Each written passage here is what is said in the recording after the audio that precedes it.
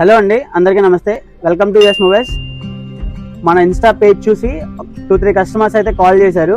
iOS update 26 update తర్వాత screen blank అయిపోయిందని చెప్పి ఇట్లా చాలా మంది కస్టమర్స్ అయితే కాల్ చేశారు.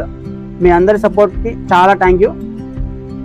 అయితే ఒక కస్టమర్ 13 Pro Max తీసుకొని వచ్చారు. 26 అప్డేట్ తర్వాత బ్లాంక్ అయిపోయిందని చెప్పి అది కస్టమర్కి మనం రిపేర్ చేసి ఇచ్చాము. అండ్ రివ్యూ కూడా తీసుకున్నాను, అది ఇక్కడ పోస్ట్ చేస్తాను ఈ రీల్లో.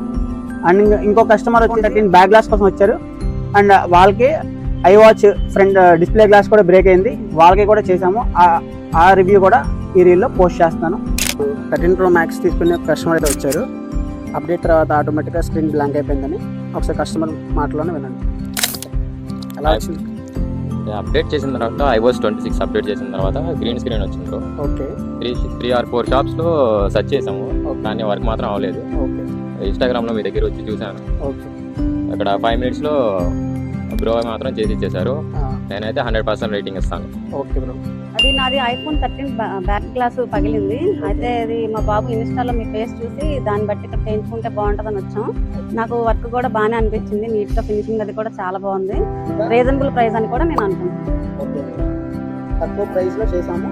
సాటిస్ఫైడ్? ఓకే. iWatch కూడా గ్లాస్ చేసాము మన కస్టమర్కి.